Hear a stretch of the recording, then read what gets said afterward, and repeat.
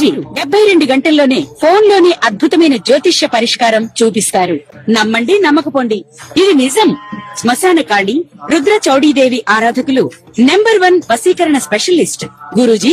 మనిషి పుట్టుక నుండి చనిపోయే వరకు వచ్చే అన్ని క్లిష్టమైన సమస్యలకు పరిష్కారం ఇక్కడ లభిస్తుంది. విద్య, ఉద్యోగం, వ్యవహారం, స్త్రీ ప్రేమ, పెళ్లి, సంతానం, స్త్రీ పురుష వశీకరణం, భూవశం, భార్యాభర్తల కలహాలు, కోర్టు సమస్యలు, విడాకుల సమస్యలు, చేతబడి, అప్పుల బాధ, ఇంకా మీకు ఎలాంటి సమస్యలు ఉన్నా 72 గంటల్లోనే. శ్రీ గురుభ్యో నమః. హరి ఓం. శ్రీ మహాగణాధిపతయే నమః. శ్రీ మహాసరస్వత్యై నమః. శ్రీ గురుభ్యో నమః. హరి ఓం. యకర్తా జగతాం భర్తా సంహర్తా మహసాం నిధి ప్రణమామి తమాదిత్యం బహిరంతస్తమోపకం సమోపహమో. యకర్త అందరికీ కర్త అయినవాడు, సంహర్త అందరినీ సంరక్షించువాడు, మహాసాంనిధి ప్రపంచం మొత్తానికి కూడా ఆధారభూతుడై ఉండి అందరినీ పోషించేటువంటి వాడు. యకర్త జగతాం భర్త సంహర్త మహాసాంనిధి ప్రణమామి తమాదిత్యం. అటువంటి సూర్య భగవానుడికి నమస్కారం చేస్తూ ఉన్నా. ఎందుకంటే ఎవరైనా సరే ఒక కుటుంబీకుడు పిల్లలందరికీ భార్యకి తిండి పెట్టడం కష్టం. ఒక పెద్ద సంస్థ యజమాని అందరికీ అన్నం పెట్టడం కష్టం. ప్రపంచానికి మొత్తానికి ఆహారం పెడుతూ ప్రపంచం మొత్తం మీద ఒక్కడే సూర్యుడు. అటువంటి సూర్యుడైనటువంటి భగవానుడికి నమస్కారం చేస్తూ ఉన్నాను. మనం ముందుగా జూన్ నెల 2వ తారీఖు రోజున గురువు మిథునం నుంచి కర్కాటకాన్ని మారుతూ ఉన్నాడు. అయితే ఈ గురువు ఎటువంటి వాడనేది ముందు చెప్పుకుందాం. గురువు మనకు చెడుగా ఉన్నా కూడా మంచివాడికి మంచి బుద్ధి ఉంటుంది, చెడువాడికి చెడు బుద్ధి ఉంటుంది. శత్రుస్థానంలో ఉంటే కూడా ఆయన అపకారం చేయడు. ఎందుకంటే బ్రాహ్మడైన వాడిని చెంప మీద ఒక దెబ్బ కొడితే వాడు ఏం చేస్తాడు? వాడి కర్మ వాడు అనుభవిస్తాడంటాడు. బ్రాహ్మణులందరికీ దేవతలందరికీ గురువు ఎవరయ్యా అంటే దేవగురువు బృహస్పతి. అటువంటి బృహస్పతి ఎవరికి ఎట్టి పరిస్థితుల్లో అపకారం చేయడం. అయితే మిథున రాశి నుండి గురువు ఇప్పుడు కర్కాటక రాశికి వచ్చాడు. కర్కాటక రాశికి ఉచ్చ. అయితే దీనికి ఏం చెప్పాలి? 1ంటికి గురువు వచ్చాడు. దీనికి ఒక శ్లోకం ఉంది. యకర్త ఒక శ్లోకం ఉంది.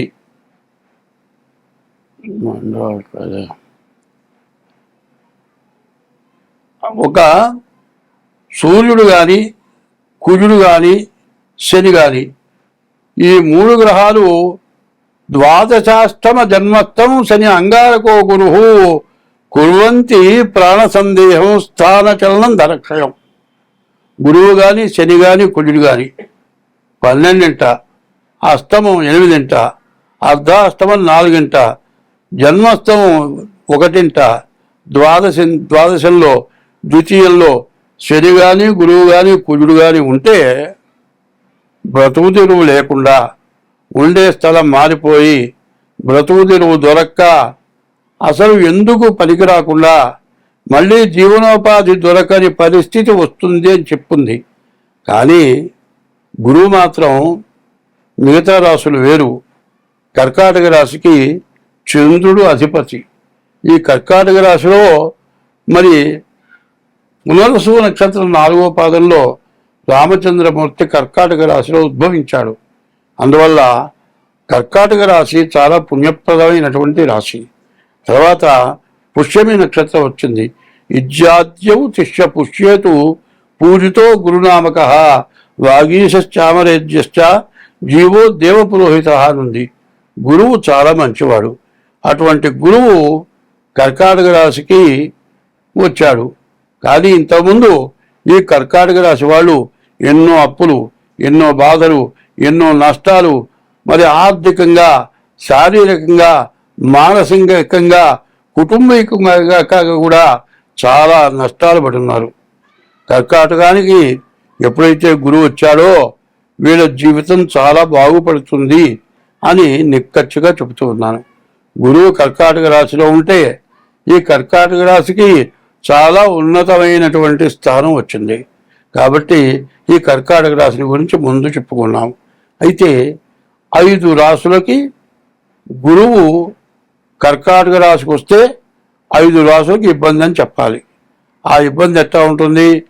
కర్కాటకం, సింహం, ధనస్సు, మేషం, మిథునం, ఈ 5 రాశులకు కూడా చాలా కష్ట నష్టాలు ఎక్కువగా ఉంటాయి. కాబట్టి ద్వాదశాష్టమ జన్మస్థం శ్రీ అంగారకో గురు కుర్వంతి ప్రాణ సందేహం స్థానచలనం ధనక్షయం. ఇప్పుడు కర్కాటక రాశి బాధలు వదిలిపోయినాయి, బాగున్నారు అని చెప్పాలి. అయితే ఇప్పుడు కర్కాటకం అయిపోయింది. 2వ రాశి సింహరాశి. ఈ సింహరాశికి గురువు ద్వితీయంలో ఉన్నాడు, గురువు ద్వాదశంలో ఉన్నాడు. గురువు అక్కడ ఉంటా ద్వితీయం సింహానికి 1ంట గురువు ఉన్నాడు. ఈ గురువు ఉండటం వల్ల చాలా ఇబ్బంది. అదే కాకుండా శని వచ్చేప్పటికల్లా మరి మీనంలో అష్టమంలో ఉన్నాడు. శని గురువులు పూర్తిగా బాగాలేరు. దానివల్ల చాలా కష్టాలు నష్టాలు బాగా ఎక్కువగా ఉంటాయి. ఇప్పుడు కర్కాటక రాశి, ఇప్పుడు సింహరాశి చెప్పుకున్నాం. కన్యా రాశి, తులారాశి, వృశ్చిక రాశి, ఈ 3 రాశులకి గురువు వల్ల ఎటువంటి నష్టాలు కూడా లేవు. అయితే ధనస్సు రాశికి వచ్చేప్పటికల్లా అష్టమంలో గురువు అయినాడు. ఈ అష్టమ గురువు ప్రాణకంటకుడు, ప్రాణం తీసినంత పని చేస్తాడు. అయితే ఇప్పుడు గురువు కర్కాటకానికి వచ్చిన గురువు 1 సంవత్సరం పాటు కర్కాటక రాశిలో ఉంటాడు. ఈ సంవత్సరం మొత్తం కూడా ఈ రాశులు, ఈ 5 రాశులు మిథునం, కర్కాటకం, సింహం, ధనస్సు, మేషం, ఈ 5 రాశులకు కూడా చాలా కష్టాలు ఉంటాయి. కాబట్టి అష్టమంలో ఉన్నటువంటి గురువు ప్రాణకంటకుడు, ప్రాణం తీసినంత పని అవుతుంది. కాబట్టి అది కూడా చాలా కష్ట నష్టాలు కలిగి ఉంటుంది. తర్వాత మేషరాశి అర్ధాష్టమం, 4ంట ఉన్నాడు శని గురువు. అది కూడా చాలా ఇబ్బందికరం. అదే కాదు, మేషానికి ద్వాదశంలో కూడా శని ఉన్నాడు. శని గురువు కూడా చాలా ఇబ్బంది పెట్టేటువంటి పరిస్థితి కనపడుతుంది. తర్వాత మరి వృషభ రాశికి ఏం లేదు. మిథున రాశిలో మళ్ళీ 12ంట శని ఉన్నాడు. మరి ఈ 5 రాశుల్లో చివరి రాశి మిథున రాశి. ఈ మిథున రాశికి ద్వాదశాంచో వ్యయోరిప్ప, ద్వాదశంలో ఉన్నటువంటి గురువు బాగా అనవసరమైన దండగా మారి ఖర్చు పెట్టిస్తాడు. కాబట్టి ఈ గురువు 12ంట గురువు ఉన్నాడు. ఈ గురువు వల్ల ఇబ్బంది. అయితే ఒకటి ప్రత్యేకించి చెబుతున్నా, ప్రతివాడు కూడా ఏమండి నా రాశి వృషభ రాశి, ఎట్టాగయ్యా మా నాన్న పేరు వెంకయ్య అండి, మా తాత పేరు వెంకయ్య అండి, నా పేరు వెంకయ్య అని పెట్టారు. వెంకయ్య కాబట్టి వృషభ రాశి. మీ తాత పేరో మీ ముత్తాత పేరో పెడితే రాదు. మీకు ఎట్లా వస్తుంది అంటే మీరు పుట్టిన తారీఖు, నెల, సంవత్సరం, టైము, ఆ రోజున ఆ నక్షత్రం బట్టి రాసి వస్తుంది. ఏదో ఇష్టం వచ్చిన పేరు పెట్టి ఇది నా రాశి అంటే సరిపోదు. అదే కాదండి, కొంతమంది ఏం చేస్తారంటే పిల్లల్లో మొట్టమొదటి వాడు అవుతారు, వాడిని బుజ్జి అని పిలుస్తారు చిన్నప్పుడు. ఆ బుజ్జి ఏమవుతాడు, 80 సంవత్సరాలు వచ్చినా కూడా బుజ్జి అంటేనే తెలుస్తుంది. బుజ్జి అను, చిన్నాను, కన్నాను ఇట్లాంటి పేర్లు ఉంటూ ఉంటాయి. ఈ పేరుని అడిగి నా రాశి అంటే అది కాదు. ఎందుకంటే పూర్తిగా తెలియక పేరును బట్టి ఈ రాశి నా రాశి చెప్పండి అని అడుగుతున్నారు. అది మాత్రం పద్ధతి కాదు. మీకు డేట్ ఆఫ్ బర్త్, పుట్టిన తారీఖు, నెల, సంవత్సరం, టైం కావాలి. అది లేదండి అంటే, లేకపోతే మీ అరిచేతులు హస్త సాముద్రిక ద్వారా మీ జాతకం చెప్పడం జరుగుతుంది. అట్లా చెప్పాలి అంటే 60 వంతులే హస్త సాముద్రిక ద్వారా వస్తుంది. మిగతా 40 వంతులు రావాలంటే ఎట్లా? మీకు హస్త సాముద్రిక ద్వారా 60 వంతులే వస్తాయి.